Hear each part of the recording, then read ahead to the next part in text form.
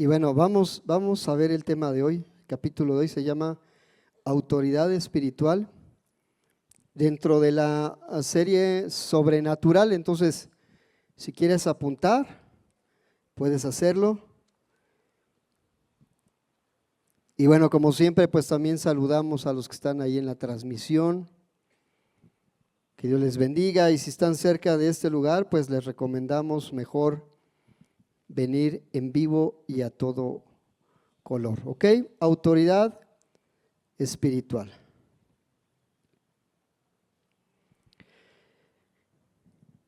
Y bueno, es un hecho que conforme nosotros vamos conociendo más al Señor, tenemos una autoridad delegada de parte de Él. Pero la pregunta es, ¿sobre qué o sobre quiénes tenemos autoridad? Porque esa es una pregunta como muy al aire y mucha gente tiene conceptos, pienso que no conforme a la palabra, o muy extremistas o muy ligeros de un lado. Entonces déjame un poquito explicarte lo que yo he entendido y lo que he visto. Y bueno, creo que lo primero que tenemos que saber es cómo se define la autoridad, para que podamos entender por qué tenemos una autoridad. Dice, la autoridad es el poder legal o legítimo que tiene una persona o institución para dar órdenes, tomar decisiones y lograr que los demás obedezcan. ¿Hasta ahí vamos bien? Y esta es una definición común, no es sacada de un diccionario bíblico ni de un contexto cristiano. Te lo voy a leer otra vez para que lo tengas muy en claro. Dice, la autoridad es el poder legal o legítimo que tiene una persona o institución para dar órdenes, tomar decisiones y lograr que los demás obedezcan. Pero el principio es que la Biblia muestra que Dios es la fuente de toda autoridad, y eso no se nos debe de olvidar. Dios es la fuente absoluta en todo el universo de toda autoridad. Ninguna persona o poder ejerce mando sin que haya sido instituido, transmitido o permitido por Él. Esa es la base fundamental, y creo que con esto podríamos terminar este mensaje. La autoridad es de Dios, Él la otorga, solamente Él puede hacerlo, Él puede transmitirlo, porque Él tiene ese poder. Entonces, lo que podemos entender de todo esto es que no podemos tener autoridad sin vivir bajo otra autoridad. ¿Voy bien? No podemos tener autoridad si no vivimos bajo una autoridad. Tal cual entendemos, hay un mundo terrenal que podemos ver y que podemos vivir todos los días, pero hay un mundo espiritual que está muy tremendo. Y quiero ponerte de base algo que viene en Deuteronomio para que podamos explicar lo que sucede hoy en día. Deuteronomio 18, verso 9 al 12.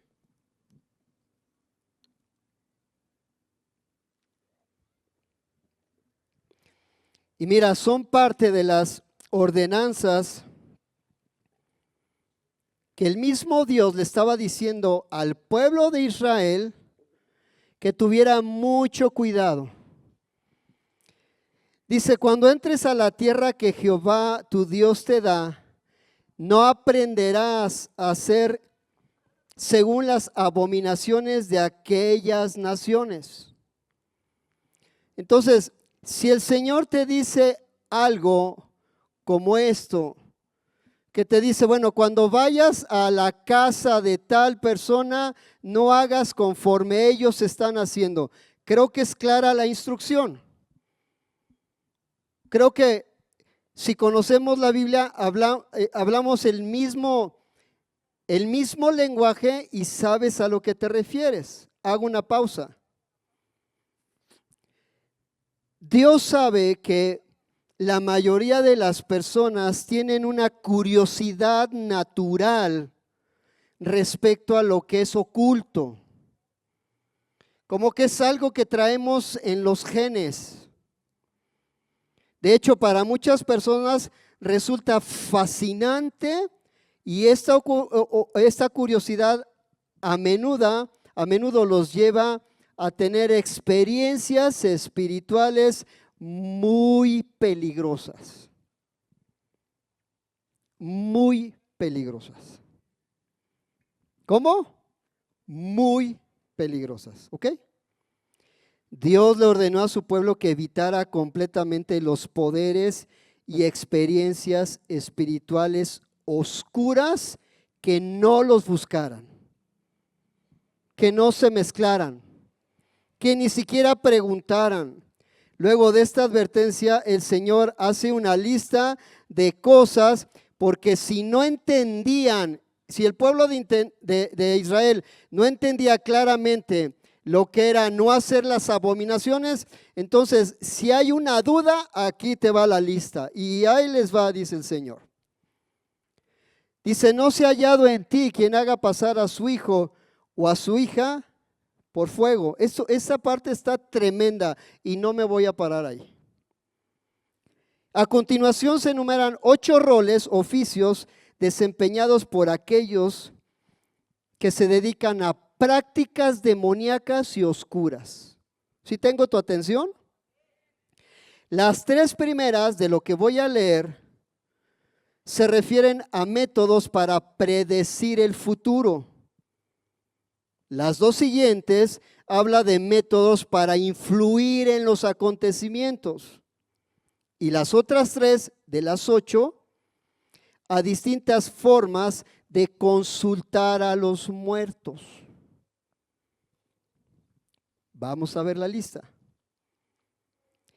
Ni quien practique adivinación, ni agorero, ni sortílego, los primeros 3, ni hechicero, ni encantador, los segundos 2, ni adivino, ni mago, ni quien consulte a los muertos, los últimos 3.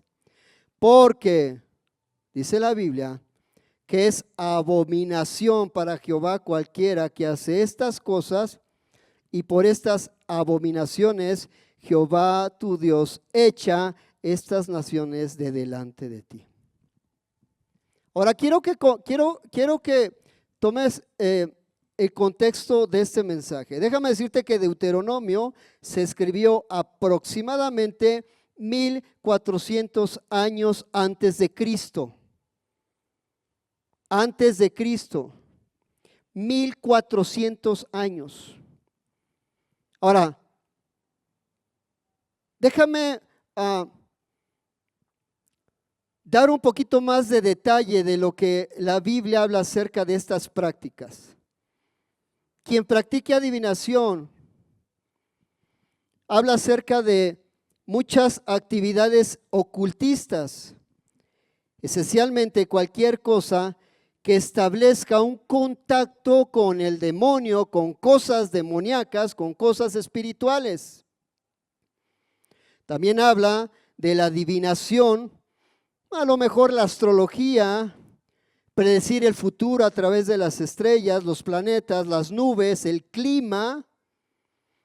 Hoy en día muchas personas, todavía antes yo me acuerdo de que dejara de haber periódico, pues ibas al periódico y abrías la sección de los horóscopos y decías, oh, Capricornio, sí, ese soy yo, y toda la lista de todo lo que venía ahí. Ahora ya lo puedes recibir vía tu celular.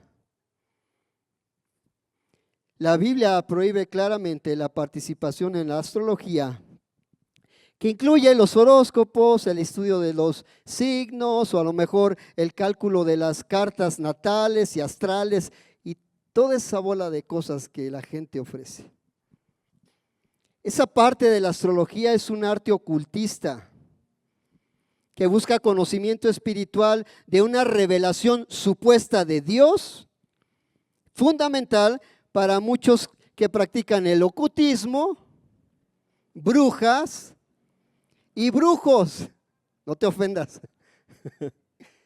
Brujos y brujas, magos, hechiceros, hechiceras. Ahora, quiero platicarte de la gravedad de la situación cuando la gente empieza a tener ese tipo de contacto, pero el problema es que este mensaje era enfocado a los hijos de Israel, a Israel mismo. Quiero decirte que hoy en tiempo hay cristianos que practican todo esto. Les resulta fascinante el que le lean las cartas, el café, el tarot, todas esas cosas ocultistas, que de lo cual nosotros tenemos que renunciar si alguna vez hemos practicado todo eso. Bueno, la Biblia también habla de psíquicos, adivinos, que utilizan ayudas para obtener conocimiento, predecir el futuro, hechizos, cosas de esas. Videntes de la bola de cristal, lectores de hojas de té, aquellos que leen las manos, usuarios de la tabla Ouija. Ese creo que es de mis tiempos, pero ya hay unas más modernas ahora. Riesgo muy peligroso. Conocimientos que se obtienen de fuentes espirituales satánicas y demoníacas no provienen de Dios. Y los padres debemos prohibir que nuestros hijos participen en esas actividades, inclusive si pareciera algo tan inocente como si fueran simples juegos. Hoy hay juegos que orientan a los niños a que se suiciden, que se marquen, que se corten. Juegos modernos con esa misma temática. Y claro, es importante saber que ni Satanás ni sus demonios pueden conocer absolutamente el futuro, pero pueden predecir eventos en los que han estado involucrados a través de su influencia demoníaca. No es que sepan lo que va a pasar, pero a la gente le encanta saber qué podría suceder en el futuro. Actualmente hay hechiceros, aquellos que utilizan cierto tipo de droga para lanzar hechizos, estados de alteración consciente, el famoso, se me fue el nombre, Yasawa, no, Ayahuasca, gracias, ese, Ayahuasca. ¿Quién me dijo Ayahuasca? No vayan a estar practicando el Ayahuasca. Uso de drogas para tener una conexión ocultista. Cuando tú dejas de ser consciente, entonces viene esa parte espiritual y ¡pum!, cae sobre la gente. Hierbas, perfumes, que tratan de atraer ciertas presencias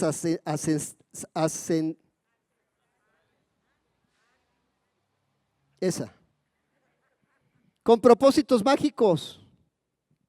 Encantadores, literalmente aquellos que lanzan hechizos, aquellos famosos amarres que hacen, que si no tienes novio, bueno, pues te conseguimos uno, lo amarramos, lo prensamos y ya es tuyo y no sé qué cuánta barbaridad, y la gente le encanta. Y aparte, déjame decirte, la gente le encanta pagar por eso. Pero eso sí, sus ofrendas no las traen a la iglesia. Preferimos pagar allá porque pareciera ser que eso nos da mucho resultado. Puro negocio. Siempre será incorrecto, de acuerdo a la luz de la palabra, inaceptable el poder usar ese tipo de prácticas oscuras, paganas, hechizos, encantamientos. ¿Sabes? Ninguno puede estar como intermediario entre un mundo material y un mundo espiritual, aunque pareciera ser que sí. Que hay gente que Hay una práctica, no me acuerdo cómo se llama, bueno, sí me acuerdo, pero no lo voy a mencionar, en donde decían, es que lo que hace el maestro es algo bíblico porque se posiciona de él el espíritu de Elías. Dije, ¿qué onda? ¿Qué es eso? ¿Cómo puede ser que el espíritu de Elías ahora o sea, qué facultad tiene ese maestro para que el espíritu de Elías, del gran profeta Elías, venga y se posicione y aparte hable? Bueno, digo, ¿que la gente no piensa o qué? Invocar ese reino de los muertos, que afirman poder hacerlo y afirman tener contacto, y la gente le encanta que esté allí. Líneas directas de teléfono, de psíquicos, que si quieres consultar algo puedes llamarle, así como el 911, tienen un número y te contestan y te hacen una encuesta y te dan una respuesta. Practicaban la nigromancia, contacto con los muertos. Aquellos que tienen, según la capacidad de poder, hablar con los muertos. Prácticas rechazadas por la comunidad cristiana. Todo esto, iglesia, habla de cosas espirituales que vienen del demonio. Tengo una pregunta. Todo esto existe porque si esto se escribió hace 1400 años antes de Cristo, quiere decir que a la fecha tiene más de 3200 años escrito. Quiere decir que todavía existe eso hoy. La respuesta es sí. 3500 años antes de hoy, y hoy se sigue practicando las mismas cosas que Dios le prohibió al pueblo de Israel. Hechos 16:16. Vámonos a cosas más recientes.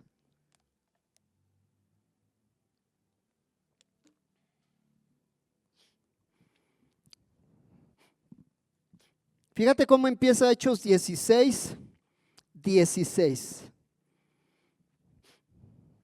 Aquí lo tengo. Mira, dice, aconteció que mientras íbamos a la oración, ¿a dónde iban? ¿Iban a hacer algo malo? No. Dice la Biblia que iban a la oración. Nos salió al encuentro una muchacha que tenía espíritu ¿de qué? De adivinación. El mismo espíritu condenado por el Señor en Deuteronomio hace 1400 años, la cual daba gran ganancia a sus amos adivinando. Esta, siguiendo a Pablo y a nosotros, daba voces diciendo: estos hombres son siervos del Dios Altísimo, quienes anuncian el camino de salvación. Hasta ahí vamos bien. Pareciera ser que esta mujer que nos dijo que tenía un espíritu de adivinación, adivinaba lo que estos hombres estaban haciendo, proclamando el evangelio, y tú dices, ¿eso es malo? Espérame. Y esto lo hacía por muchos días más, desagradando a Pablo. Este se volvió y dijo al espíritu: te mando en el nombre de ¿quién? Te mando en el nombre de Jesucristo que salgas de ella, y salió en aquella misma hora. ¿Qué nos hace ver? Que esta mujer estaba poseída por un demonio de adivinación, era una fuente de dinero para sus amos, haciendo su oficio. Posiblemente estos demonios le daban una visión sobrenatural acerca de la vida de las otras personas. Y pareciera ser que esta mujer adivinaba el futuro. Este testimonio que esta mujer decía a los apóstoles no le agradó de todo al apóstol Pablo. Sabes, el apóstol Pablo no apreció la propaganda gratis del demonio. No apreciaba la fuente de la recomendación. Es más, no necesitaba aprobación demoníaca de su trabajo. Otro ejemplo, Hechos 13:6.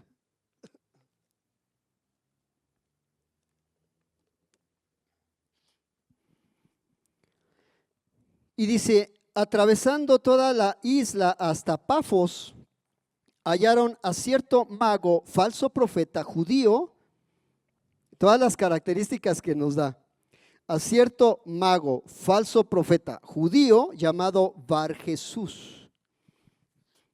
Voy a hacer un paréntesis. Déjame decirte lo que dice la historia de este lugar llamado Pafos. Era un lugar conocido por su inmoralidad sexual. Bernabé y Saulo se enfrentaron a una combinación de inmoralidad y oscuridad espiritual que era común en el tiempo pagano del Imperio Roma. Pafos era infame por su adoración a Venus, la diosa del amor. Atanasio denominó a esta religión la deificación de la lujuria. Ni los hombres ni las mujeres podían recurrir al santuario de Venus sin estar contaminados de su mente y ser depravados en su carácter. ¿Ya tienes el contexto de la isla de Pafos? 7, verso 7, que estaba con el procónsul Sergio Paulo, varón prudente. Este, llamando a Bernabé y a Saulo, deseaba oír la palabra de Dios. Pero le resistía Elimas, el mago, pues así se traduce su nombre, procurando apartar de la fe al procónsul. Entonces Saulo, que también es Pablo, mira lo que dice, ¿lleno de quién?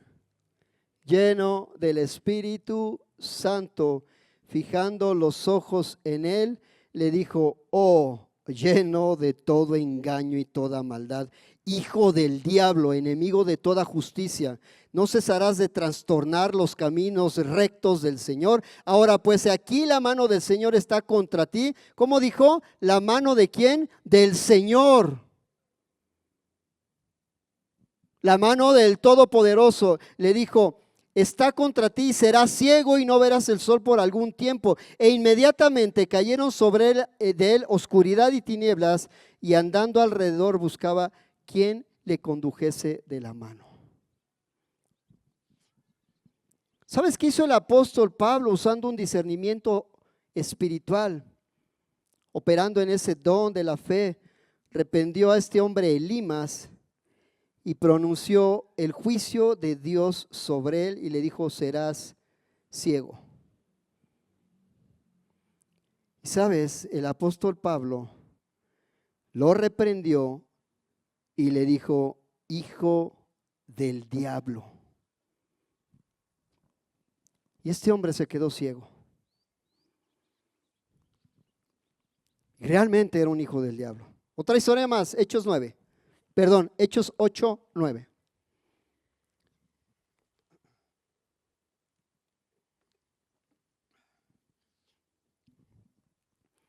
Pero había un hombre llamado Simón, que antes ejercía la magia en aquella ciudad y había engañado a la gente de Samaria, haciéndose pasar por algún grande. A este oían atentamente todos, desde el más pequeño hasta el más grande, diciendo, este es el gran poder de Dios. Y le estaban atentos porque con sus artes mágicas les había engañado mucho tiempo. Pero cuando creyeron a Felipe, que anunciaba el evangelio del reino de Dios y el nombre de Jesucristo, se bautizaban hombres y mujeres. También creyó Simón mismo, el mismo que habíamos hablado hace rato, también creyó Simón mismo, y habiéndose bautizado estaba siempre con Felipe, y viendo las señales y grandes milagros que se hacían, estaba atónito, estaba asombrado. Verso 17, entonces les imponían las manos y recibían al Espíritu Santo. Cuando vio Simón que por la imposición de las manos de los apóstoles se daba el Espíritu Santo, les ofreció dinero, diciendo, dadme también a mí ese poder para que cualquiera a quien yo impusiere las manos reciba el Espíritu Santo. Entonces Pedro le dijo, tu dinero perezca contigo, porque has pensado que el don de Dios se obtiene con dinero. No tienes ni parte ni suerte en este asunto, porque tu corazón no es recto delante de Dios. Arrepiéntete pues de esta tu maldad y ruega a Dios, y quizá te sea perdonado el pensamiento de tu corazón, porque en hiel de amargura y en prisión de maldad veo que tú estás. Sabes, este hombre, Simón, tenía cierta fama local. Fue honrado y como alguien que decía, no solo tiene el poder de Dios, decían, este es el gran poder de Dios. Sin embargo, se ve que no era un poder que venía de parte de Dios, del mismo Satanás. Simón fue convencido por la predicación de Felipe, esos milagros asombrosos, hasta el punto que declaró su fe. Fue bautizado y estaba siempre a su lado. Simón se convirtió en un seguidor de Felipe y su ministerio, pero al final fue reprendido por el apóstol Pedro, porque su corazón no era recto delante de Dios. No se puede negar que hay una actividad ciertamente demoníaca en todo esto. Y hoy en día sigue sucediendo. ¿Sabías tú que las personas enviadas de parte del enemigo a las iglesias lo hace para destruir las iglesias? Esto es una realidad, iglesia. La Biblia habla acerca de del trigo y la cizaña. ¿Sí dice así la Biblia? Así dice. Y ambas crecen igual. Y ambas parecieran igual. Pero hay grupos encargados de mandar gente para hacer destruir a las iglesias. Esto es algo delicado. Y es algo por el que el grupo de intercesión está orando constantemente para evitar todos esos ataques del enemigo. Primero de Juan 3:7.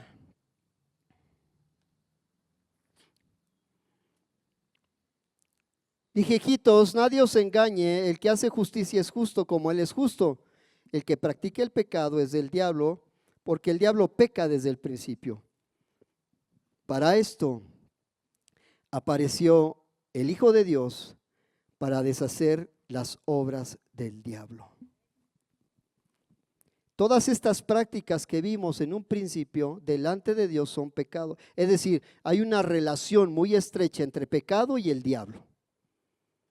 Dice la Biblia que nuestro Señor Jesucristo vino a deshacer las obras del diablo. Dos palabras griegas importantes. Una, deshacer. Esa palabra también significa aflojar, soltar, ser libre, abrir, soltar cadenas, derribar, quebrantar, quitar. Obras viene de ergón, acción, hecho, hacer.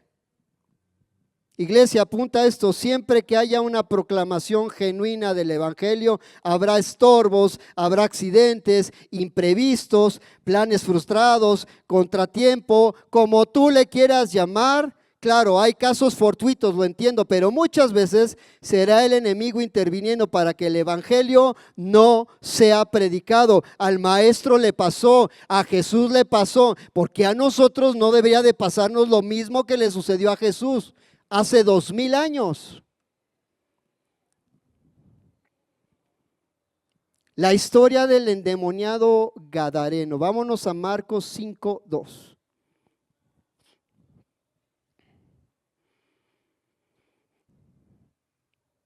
Déjame ponerte en contexto, porque Marcos, bueno, esta se repite en 3 evangelios diferentes. Aquí lo tengo.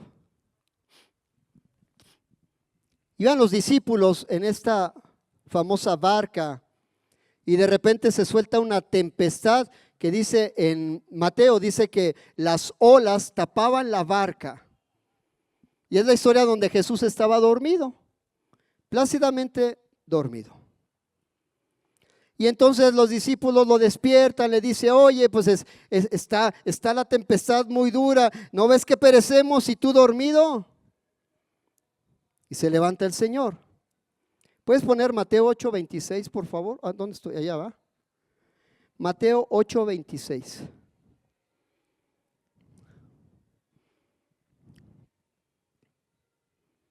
Mateo 8:26. ¿No? ¿Sí? Voy muy rápido. Ahí está. Ya cuando Jesús se levanta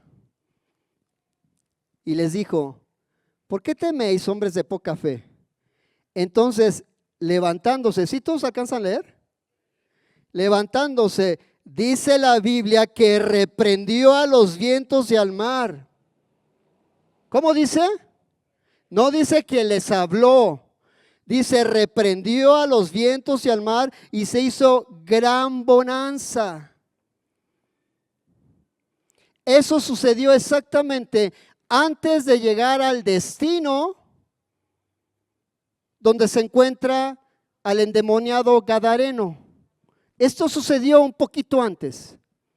Y dice la Biblia que Jesús, hay una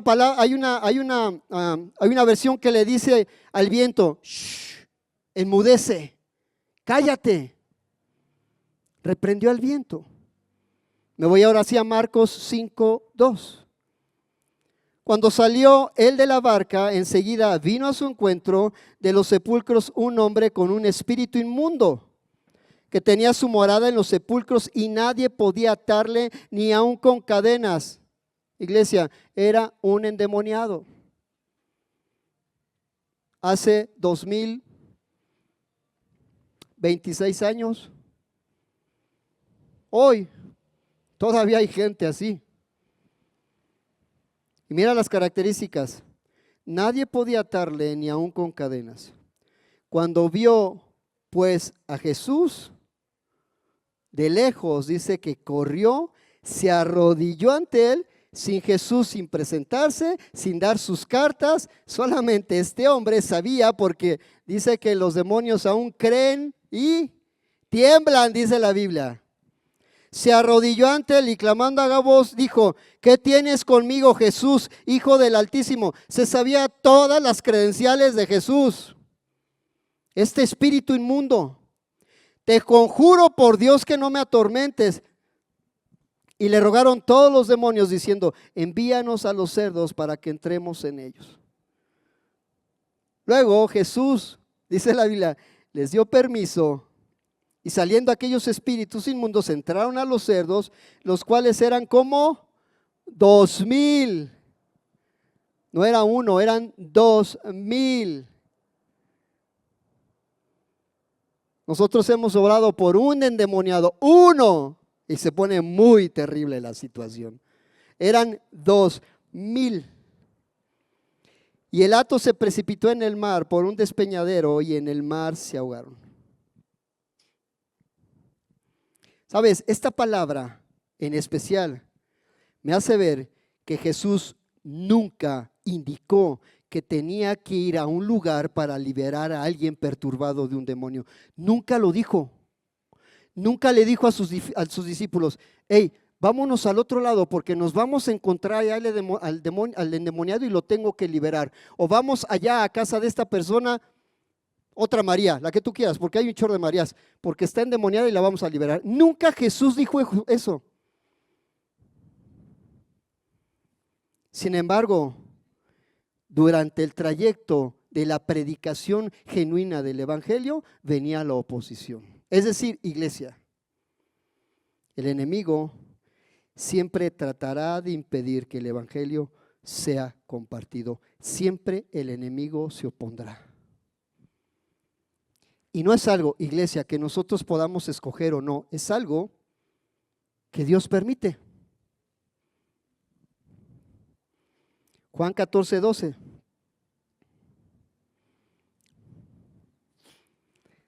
De cierto os digo, está hablando Jesús, el que cree en mí las obras que yo hago, él las hará también, y aún mayores hará, porque yo voy al Padre. Voy a repetir. El que cree en mí, las obras que yo hago, él las hará también. Aún mayores hará, porque yo voy al Padre. Y dice en el verso 13, todo lo que pidieres al Padre en mi nombre, lo haré, para que el Padre sea glorificado en el Hijo. Si algo pidieres en mi nombre, yo lo haré. ¿Quién lo va a hacer? Jesús. Marcos 16, 17.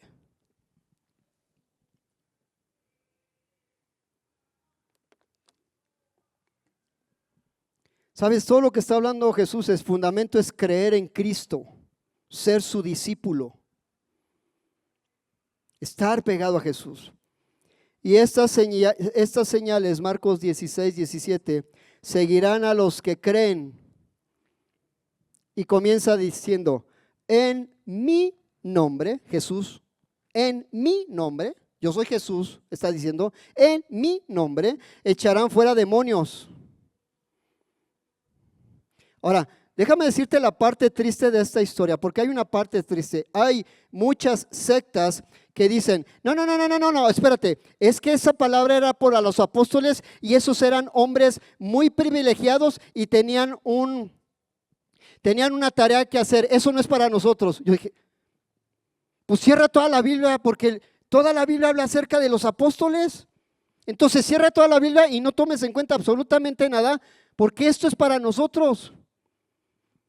Dice Jesús, estas señales seguirán a los que creen. No está hablando de estas señales seguirán a los que creyeron los apóstoles en mí, o los 70,000 que yo convertí, o los 5,000 que tuvieran alimento en ese milagro de los panes y los peces. No está diciendo eso, dice estas señales seguirán a los que creen. Yo creo en Jesús, iglesia. Ahora sí que no sé tú, pero yo creo en Jesús. En mi nombre, dice, echarán fuera demonios, hablarán nuevas lenguas, dice la Biblia, y tomarán en las manos serpientes, y si bebieren cosa mortífera, no les hará daño. Sobre los enfermos podrán sus manos, dice la Biblia, que ellos sanarán. ¿Quién lo está haciendo? ¿Yo? ¿El ser humano? El ser humano no tiene ningún poder. Jesús tiene todo el poder. Jesús nos está dando un poder delegado aquí a su iglesia, a sus hijos, a sus discípulos, a nosotros como iglesia. No presumamos de tener tantos dones y tantos. Eso lo hace Dios, Jesús. No yo no tengo la facultad de echar fuera un demonio. Pero Jesús sí, dice que lo hagamos en su nombre. Y dice la Biblia que Él reprendió al mar. Dice la Biblia que Él oró por los enfermos y sanaron, y mayores cosas harán ustedes. Claro, siempre con discreción, equilibrio. ¿Sabes? Eso se llama autoridad espiritual delegada, y solamente lo veo que son para los hijos de Dios.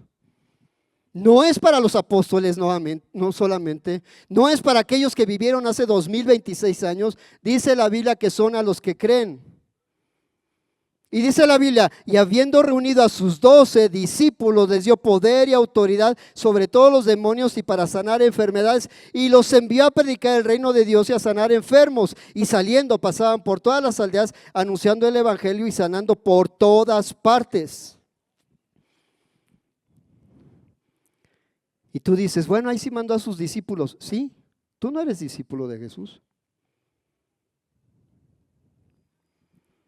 ¿Sabes? La autoridad de Cristo sobre el mal, la autoridad de Cristo sobre el pecado, la autoridad de Cristo sobre la muerte, la autoridad de Cristo sobre la propia naturaleza.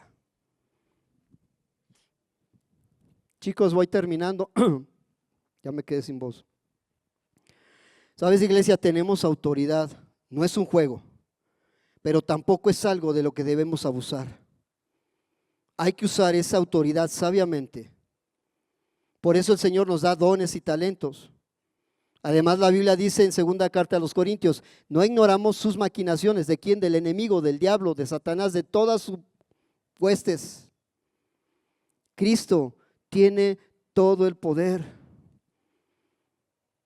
Acuérdate como empecé diciendo, no podemos tener una autoridad si no estamos sujetos a otra autoridad. ¿Quién es nuestra autoridad? Jesús. La autoridad proviene de un poder sobrenatural superior. Por eso decimos que estamos bajo la autoridad de alguien superior y ese se llama Jesús. Pero espérame. Esa es la parte, digamos, bondadosa. Pero la autoridad está ligada 100% a la obediencia. No se puede tener autoridad hasta que uno se someta a la autoridad que está por encima de uno. La autoridad va relacionada con la obediencia. Charles Spurgeon escribe esto: donde quiera que haya posibilidades de un gran éxito, se encontrará tanto la puerta abierta como la oposición y la adversidad. Si no hay adversarios, puedes empezar a temer que no habrá éxito. Un niño no puede levantar su cometa sin viento, no sin un viento que empuje contra su cometa. Ese es un buen principio. Lo mismo que viene en contra del papalote del cometa hace que se eleve. Eso empuja. Esa adversidad que puede suceder en ese niño hace que su cometa pueda volar.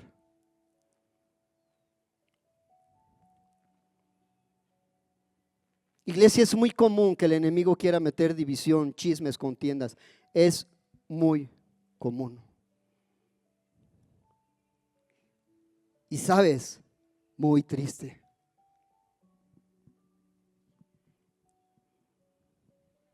Porque donde hay chismes y contiendas es porque alguien se está influenciando por el mismo enemigo. Iglesia, nuestra oración es: para todo chisme y contienda, Señor. Cierra bocas que calumnian, que intrigan, mentirosas, intrigosas. Quita todo corazón que esté lastimado, dolido, negativo. Quita todo eso, Señor.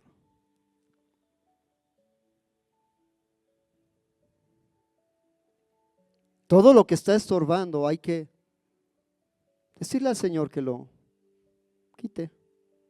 Estorba. Va a existir por siempre, sí, yo lo sé. Pero no entremos en el juego del demonio. No entremos en ese juego. No te dejes influenciar por esas voces en tu mente que pueden decir, hacer, declarar cosas que inclusive no son ciertas. Por eso Dios nos da Jesús nos da ciertos dones. Bueno, y el Espíritu Santo, Dios y Jesús nos da dones. Dones para discernir. Hay unos que tienen ese don tan afinado, pero mira, son tan discretos, tan sencillos. Puede haber otros que son más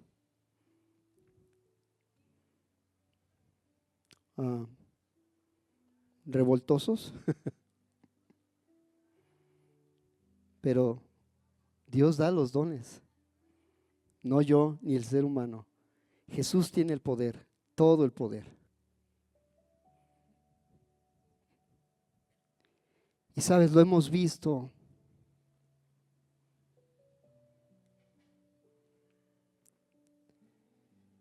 Muchas veces.